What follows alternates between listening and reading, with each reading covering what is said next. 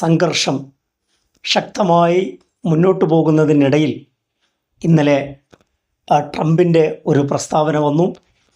ഇറാൻ്റെ പവർ പ്ലാന്റുകൾക്ക് നേരെയുള്ള ആക്രമണം 5 ദിവസത്തേക്ക് നിർത്തിവച്ചിരിക്കുന്നു എന്നാണ് ട്രംപ് പറയുന്നത്.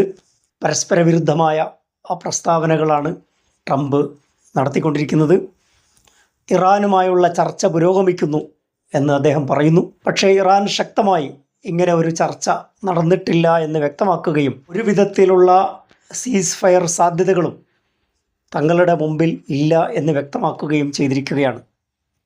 എന്തായിരിക്കാം ട്രംപിനെ ഇങ്ങനെ ഒരു പവർ പ്ലാന്റിനെതിരെയുള്ള ആക്രമണം 5 ദിവസത്തേക്ക് നിർത്തിവെക്കുകയാണെന്ന് പറയാൻ പ്രേരിപ്പിച്ചത്? അവധി ദിവസം കഴിഞ്ഞ് മാർക്കറ്റുകൾ വിപണി ഓപ്പൺ ചെയ്യുന്ന സമയത്ത് സാമ്പത്തികമായ ഒരു ക്രൈസിസ് ഇല്ലാതാക്കാൻ വേണ്ടി ഉപയോഗിച്ച ഒരു തന്ത്രം എന്നതിലുപരി ഇതിലെന്തെങ്കിലും ആത്മാർത്ഥതയുണ്ടെന്നോ ഏതെങ്കിലും രീതിയിലുള്ള ഒരു ചർച്ചകൾ നടക്കുന്നുവെന്നോ വിശ്വസിക്കാൻ കഴിയില്ല.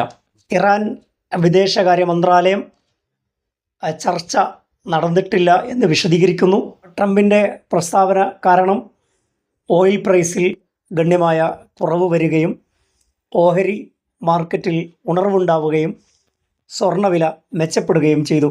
വിപണിയെ ഉദ്ദേശിച്ചുകൊണ്ടുള്ള പ്രസ്താവനയായിട്ട് മാത്രമാണ് ട്രംപിൻ്റെ നീക്കങ്ങളെ ഇപ്പോൾ കാണാൻ കഴിയുകയുള്ളൂ.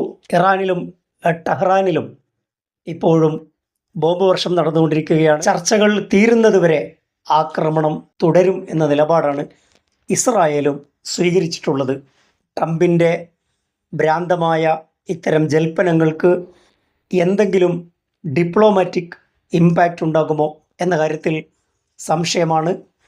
ഹുർമുസ് ഞാനും ആയത്തുള്ളയും നിയന്ത്രിക്കുമെന്നാണ് ട്രംപ് ഇന്നലെ മാധ്യമങ്ങളോട് പറഞ്ഞത്. വിചിത്രവും വിഭിന്നവും അസ്ഥിരവുമായ പ്രസ്താവനകൾ നടത്തുന്ന ട്രംപിൻ്റെ ഇത്തരം പ്രസ്താവനകൾ കേവലം ഉപരിപ്ലവമാണെന്ന കാര്യത്തിൽ തർക്കമില്ല. യഥാർത്ഥത്തിലുള്ള ഒരു സീസ് ഫയർ എപ്പോൾ സാധ്യമാകുമെന്ന് ഇപ്പോൾ പറയാൻ സാധിക്കാത്ത അവസ്ഥയാണ്.